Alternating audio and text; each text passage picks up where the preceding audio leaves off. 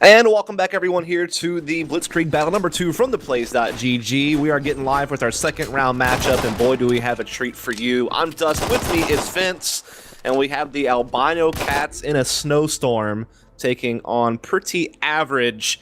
And when you look over at the albino cats in a snowstorm, and you look at that lineup, Vince, what does it do for your body? It makes me happy. It makes me very happy.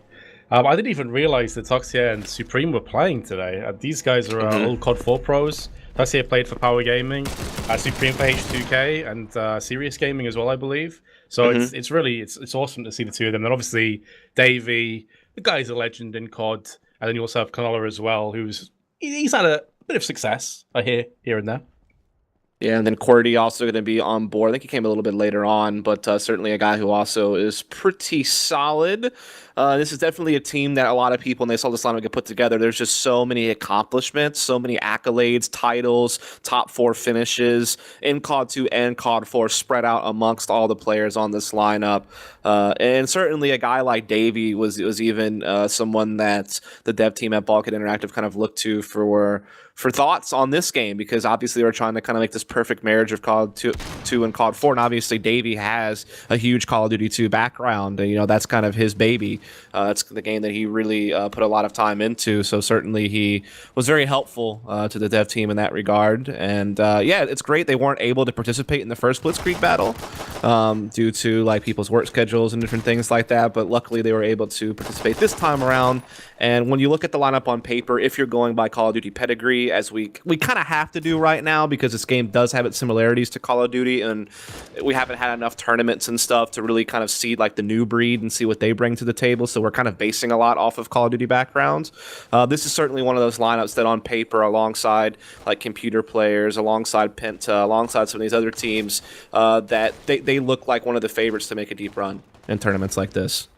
Yeah, and what's cool about this team as well is that a lot of the other teams have all stuck with like COD 4 players or even COD 2 players, if you look at Ocelots. But actually, this team is an interesting hybrid of both, because Sosje and Supreme, mainly COD 4 players, it's where most people will know these guys from. And then you've got Dave and Thala, who are very much COD 2 players. And Dave in particular wasn't a huge fan of COD 4. So you have this nice hybrid of players that come into this game looking to pounce back into the top of the scene again. And yeah, I view them as being a difficult team to beat, honestly. But again, similar to what we said last Blitzkrieg battle, you can only go so far with the past sort of accolades and the past records. It's all about now. It's been quite a long time now since they've been at a top level of a game and playing consistently with a big player base. So how will they transition across to a new game? Battalion, it has similarities, but it is its own game ultimately. It certainly is. We're already going to be live here with the first round. Knife round already done, and we do have the albino cat starting out on the allied side, and they are looking to push into alt middle and over towards the long A doorway and try to get something going. Cordy's the one with the scope. It's been tagged, but he's starting to regen just a little bit. Now they're pushing through, but Pretty Average shutting down that alt mid push. Supreme just cuts away the shins of Kossols, and that's going to be a 2-on-4. So a good start right here. Side of the Axis, the underdogs, I think it would be safe to say. I'm not sure why Torrent joined the team. Okay, he's back off again. I thought we had ourselves a bit of a sticky situation there. Either way, just sub 1 minute on the clock, and Qwerty and Davey have got their work cut out for them. They are currently both moving together, trying to make sure that they don't get picked off from the side, but you've got to say that Pretty Average are firmly in the lead of this one.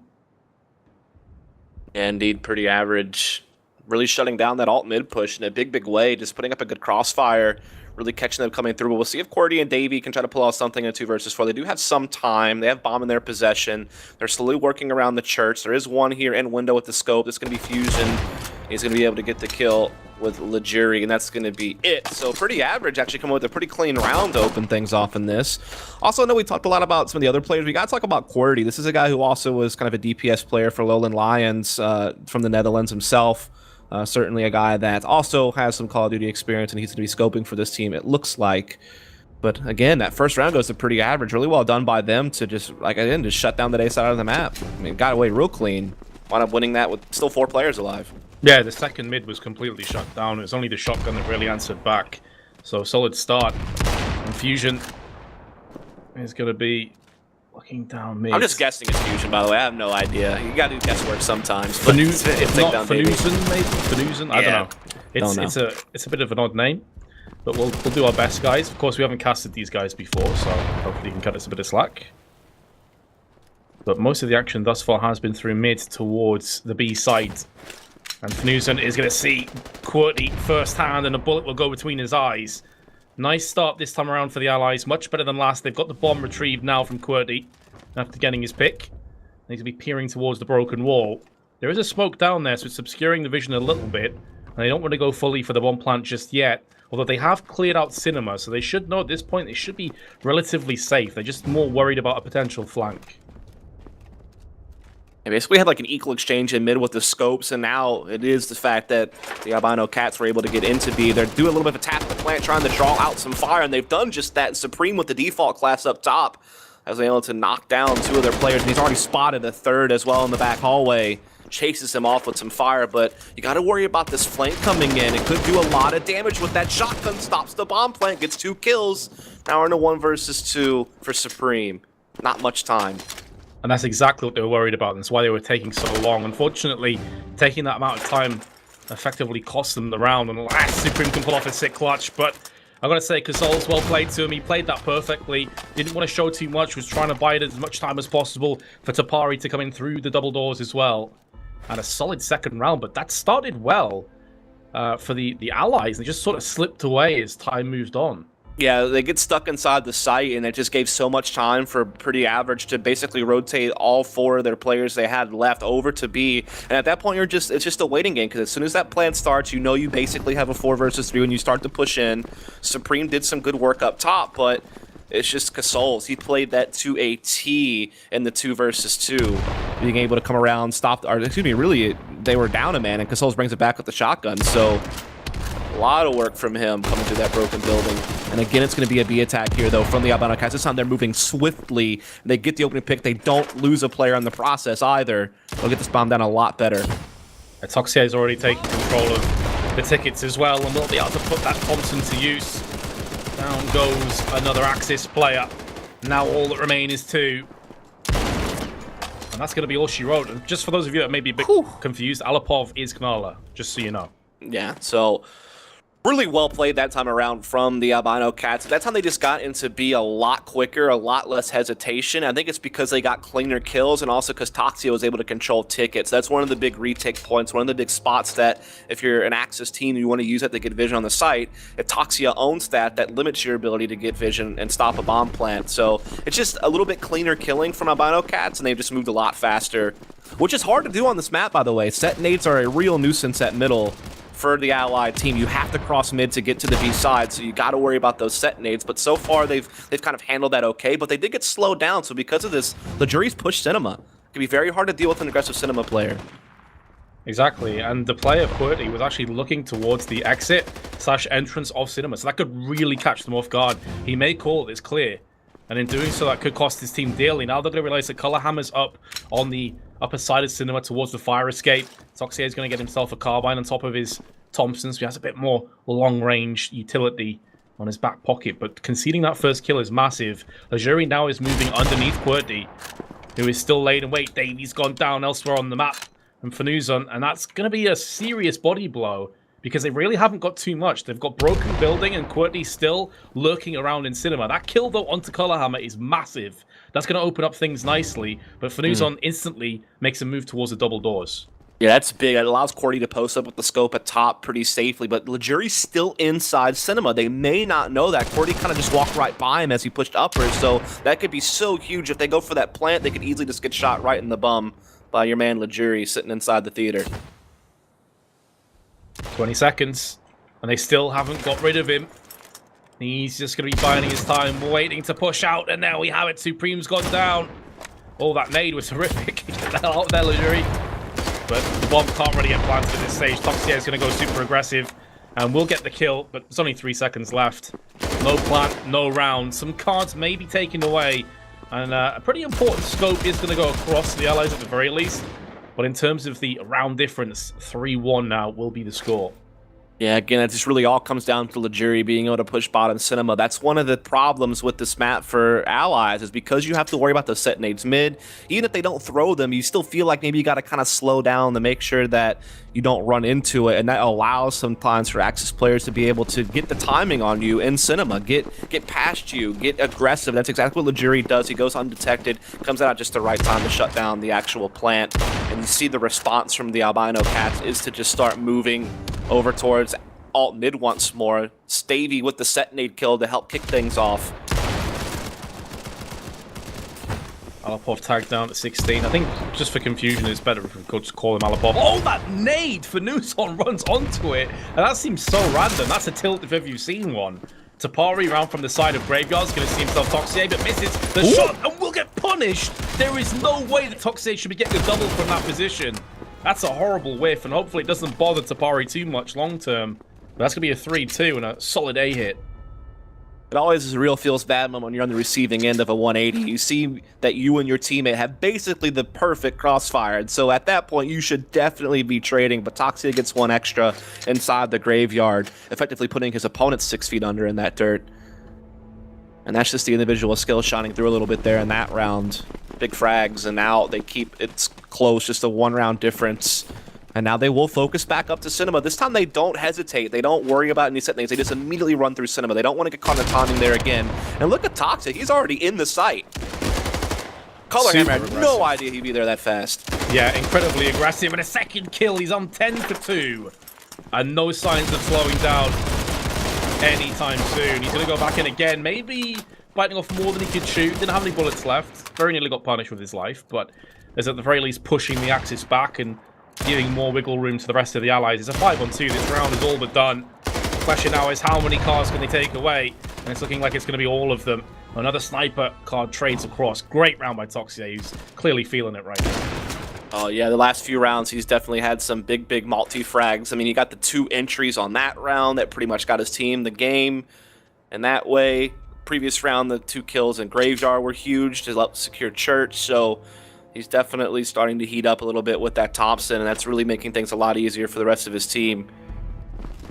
So now they have tied up the game 3-all again. It is MR12, a race to 13. Moat goes up by Tank to prevent any vision from mid for that scope of fusion. Well, he doesn't actually have the scope this time around, just on the default class. Pretty much the whole team. They're starting to run out of cards. Does afford them more nades, of course, but they've already chunked through a fair few of them. Legiri has 1, 3 smokes alongside that for the rest of the team. Alapov looking to move around with Toxier, and I've got to say, Toxier has been up there as one of the best SMGs I've seen alongside Duffer thus far in Battalion 1944. The way he's playing for that ruthless aggression style of Thompson running, very impressive. I think J Money is maybe another name to add to that. Yep. Looked really hot with the SMG last Blitzkrieg battle as well. But yeah, certainly Duffer's that one that has really been shining through with the SMGs. He was also really sick with the rifles as well, though. He was like nuts with all the weapons. Very impressive indeed. I'm not sure if we'll see him later if the banger play. But Colorhammer had an opportunity to maybe land a kill, but it's gone horribly wrong. And with Legiri also dying at the bottom of Cinema, that could be all she wrote for this round. 30 seconds left. 5-on-3. And no one from the Aciass is actually close enough to stop this plant, so it will be going down. Lucky to push in together, as you highlighted before, Das. It's just Gavez. They can afford to throw these weapons away. No cards will trade hands. And Davey is going to use his carbine to devastatingly strong effect with a 2k. And that's the round done. And I know how it feels, Cos Olsen for Nuzon. I've been on the receiving end of Davey's wreckage quite a few times. Feels bad, man. In-game, though, right? Yes. Well, okay. Maybe. We'll let you decide. Use your own creativity out there in chat. As another convincing round goes to the Albino Cats. Just locking up that B bomb site, disallowing any retake. I think it's really also just being able to control mid and get on top of that tank. It really cuts off a lot of the options for the Aciass to rotate. We are again going to be seeing those nades pouring out, that smoke up on mid, and there's going to be 3 players at B right away for pretty average, but these nades could be doing a lot of damage. And again, it's just Doxia and company, aggressive with these SMGs, getting in the site so fast. No one's able to really get set up. It's just this incredible aggression, and Unfortunately for the Aciass, in previous games that we've seen on Derailed, one way to stop that is with perfect set nades, and they don't seem to possess them. Like, there's nothing really happening in terms of nade frags. That's going to need to change, otherwise we're going to see this over and over again. Yeah, because here's the thing, like, it's kind of, there's two sides of the coin. Like, we've already discussed, you know, if Aciass are able to put set downs mid, it slows down, you know, the offense. It allows you to maybe take aggressive positions in cinema. But the flip side of that is, if they just run through mid and run through broken building and throw their own set nades down on the B site and slow you down at back hall or slow you down at ticket, and they don't let you get into the site, get into those powerful positions like the fire escape or up top, then all of a sudden you're the one on the receiving end of a bad timing. You're the one getting shut down before you even get into positions to defend the site. And now you can see the response. They're like, screw it, we're putting all 5 players to touch the B-bomb site. Come at us, bros. They're going to be a 5-on-5 brawl here in B, but it's still going the way of the albino cats. Yeah, because ultimately it's Gavez against Thompsons, and that's always going to be a one-way battle going the way of the allies. I mean, there's really nothing they could hope for. I like that they tried to mix things up. I like they tried to throw out left field, but ultimately it didn't work. And again, we didn't see any nade kills. I mean, the other issue with that is what you said. The other part of that is that to throw the nades through mid, you actually have to go towards the middle tunnel yourself, and in doing so, you're actually going to be at B later. So if you throw nades in and you miss, then you'll not only do you not have any kills, but you have nobody on the B side to stop the push. So it's like this horrible catch-22 situation. It really is. Double scope right now for Pretty Average, trying to change things up perhaps and get those longer range duels out. And they do get a set nade kill of their own this time, but Davey with the bar, and the improved bar at that, along with Supreme, get themselves back into the advantage. And it just keeps piling on at this point. It's like an avalanche pouring into the church at this point. Pretty Average to try to retake in a 2v4. I love the call as well from Albino Cats that, you know, they're going to stack B, let's just push A. And they get a kill, and that's the round pretty much done. Like, great calls. You can see right now, Pretty Average, their head's spinning, they don't know what the hell to think. It was a solid start as well. They were 3-1 up at one stage. Yep, but now it's just gone horribly wrong. Yeah, it's one of those things where, like, because the Albino Cats have been so successful pushing B, they've forced their opponent to respect them and stack that, and that's caused vulnerability, and that's what they've exploited this round. But maybe the retake can still work. They got a kill. I admire your optimism, Dust, but I think this is done. And there's Toxic once again. He moves to 16-3, isn't it? When Toxic's already gotten the kills, Vince. Yeah, but I mean, 16-3 and 4 assists. Yeah. The guy is he's just god tier right now. No one can get close to him. Oh yeah, that's true. We were only 10 rounds in, and he's putting up the KD that you'd want to see. Again, we haven't seen the Aciass win around in quite some time. Like you said, they were up 3-1 at one point, and they haven't gotten around since then. It's pretty much just been 6 rounds in a row, at the very least for the Allies, maybe even more, but at least 6 in a row. And you have to feel off the playstyle. Good shot by QWERTY in second mid. You have to think off the playstyle of Albino Cats. The Aciass side is going to be really solid as well. So I don't think this is going to get any easier for Pretty Average. And I think about its worst, Alapov is just wrecking house from the broken house. He's going to be moving to his sidearm. Not quite able to get the frag. No color. Oh, you hate to see it, Vince. You really do. Oh no. Bro. I will say that this game's fall damage is so unforgiving. There's been times where I feel like I've only fallen like 5 feet. Like, you telling me I could run and strafe jump like 8 feet like a freaking Olympic long jumper, but I can't fall 5 feet off of a fire escape without dying? Come on now. Come on, cuz. That's probably what Kalahama's saying right now. I'm just saying, like, can you logic that one for me? I don't think you can. Yeah, it was pretty rough. I think he had over 70 health as well. Wait, it's what? not as if Yeah, he was what can you strafe jump in this game? It's like in the warm-up map. I think it goes up to like almost 7 meters or something like that. Just so breaking more records. I can strafe jump that distance, but I can't fall. Give me a break. I just feel bad for Colorhammer. That's really all it is. I'm trying to look out for him, you know? Yeah, he's having a rough day. It has nothing to do with my own tilting for my own personal play. Definitely not, you know, salty at all. I could tell it definitely wasn't anything personal, mate. Definitely never happened to me before. Never. No cards at all for the side of Pretty Average, which is why Fanu's almost trying to save that sniper rifle. Real quick, I gotta cover something because chat's talking about it a lot. Yes, we realize there's only 4 player bars for one team, but it's definitely 5-on-5. If you look up top, you can see the 5 avatars definitely a full game. Just a It little is bit of a bugs, bug. still the player bugs. Yeah, it's a bug. There's 10 players and 7-5 each side. Don't worry about it. Top of your score. As that said, nice flick by Quirk into second mid again. He's got that on lock. I mean, this is still a problem. The Aciass just seem like they're being strangled out slowly. They can't push out mid. This is something we saw the Bang do a lot on Derailed, where they went hyper-aggressive with Aerox on their Aciass side and pushed around the back of the allies. But they're not even able to do that. Colorhammer's in a really good spot, but he's going to be peeking into 2 players, and he will fall to the Carbine Supreme. And now, Fnuzon in a 1-on-4. Yeah, that time you did see them actually being able to get aggressive positions in theater, you know, being able to push up, but it's just, you know, the allies kind of held back and said, and respected the fact that they could be there and just held the doorway and then got the kills they needed. Again, only losing 1 member, so these rounds have been very one-sided. I mean, the score itself is one-sided, but also the fashion in which they're winning some of these rounds is also just kind of crazy. Between like the multi-fragging of Toxia with the Thompson several times, and you're really seeing like Cordy, you know, getting those initial picks with the scope. You know, really everyone started to pitch in. You know, after they had that little bit of a cold start, you know, going down early. Once they made that recovery, I mean, they didn't let up. I mean, they basically won what 8 rounds in a row to end the half, and now they're up 9-3. So pretty clean. Yeah, I think the scoreline definitely is a fair representation of how this game has gone. If anything, it could have been a lot more one-sided had they started quicker, but this is where I think things are just going to get harder and harder. It's going to be Qwerty already peeking in mid. No one dares to even move. Look at how passive the allies are being. They're all clumped up still towards the spawn, with the exception of Tapari, who's moving over on the A side by himself. Toxic is going to be in the thick of the frags. There's 2. Not quite a third. Colorhammer's able to get 2. They line up for him. I think Alapov couldn't really see the players because Toxia was in his way. That's a little bit awkward. There's Qwerty with a solid shot into Colorhammer's head. Right between the eyes. Colorhammer did so well to kind of fend off some of that mid-aggression and leave them in a pretty even situation. Well, now that's been erased thanks to Qwerty's scope. Now it's just a Puri and Lajuri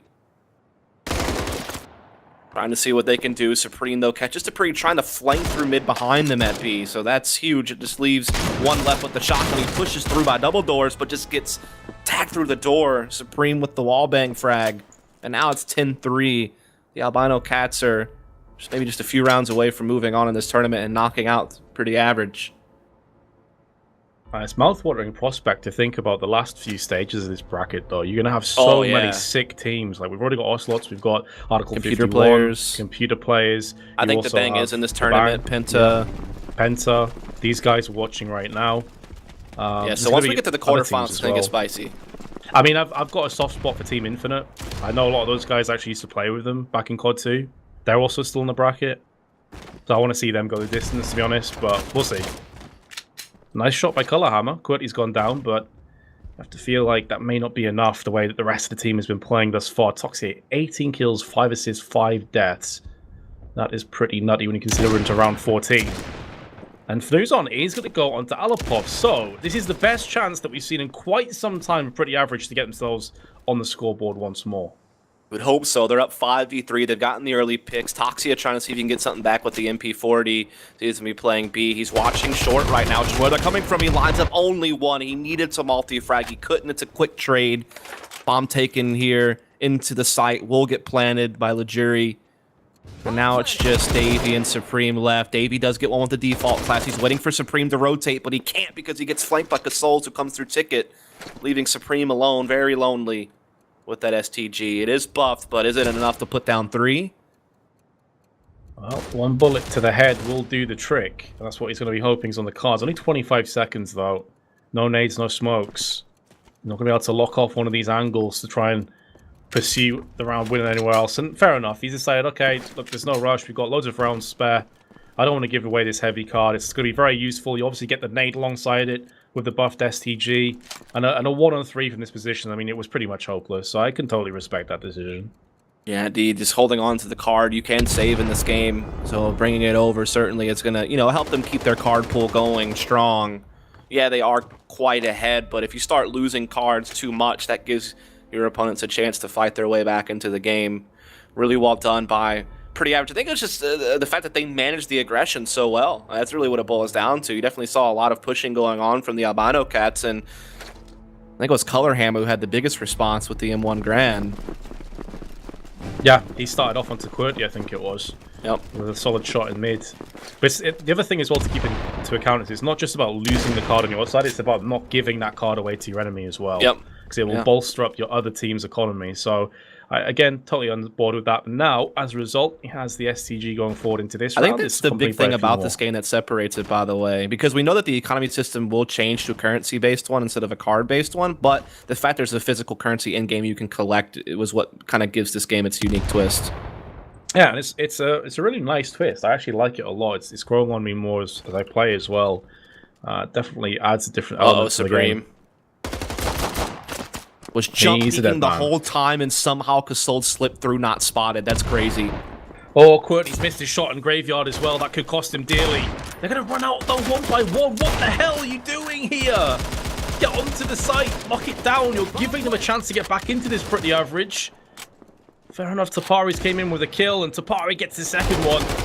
But now Toxic from behind with his SMG. He's going to rip through two, and is looking for more. Only one player remains. And it's going to be Tapari with his sniper rifle. He's missed his shot, and he will get punished. The round will go the way of Albino Cats. And that was like a 2v3 or 2v4 retake there for Toxic and Alipov, and they just both go off, I think, for 2 kills apiece to lock that one up. Like, get just some individual skills shining through and some clutch moments, some key duels. That was looking pretty good for pretty average. I mean, the Supreme was jump peeking alt mid from the front of Church, and somehow Kasols with the Thompson got by him and was able to get a free kill. And like you said, QWERTY missed his first shot in Graveyard. Seems like he's getting pushed, he's getting overwhelmed, but then he gets the kill and is able to escape and kind of buy time for Toxia and Alipov to get into good positions. They wound up taking that round away. It's almost stolen at that point, I feel like. When you think about the way Pretty Average kicked off that round, it almost does feel like it kind of got stripped away from them. You know, just kind of let it slip through their fingers. Yeah, and considering their deficit and the kind of plays that they're against, you cannot afford those chances to slip away. They're going to look for another A-hit, though, very quickly indeed. But Davy's going to get the first. He wants to hold position, only 6 bullets left in his Gewehr. He isn't going to bother to pick that card up. He wants to stay alive at all costs. But now they're going to start to push their way through on the Church. Davey lining up the nade, up and over. Is going to be landing on anybody? The answer is a resounding no. But they haven't given up the plant just yet. Tapari in Graveyard.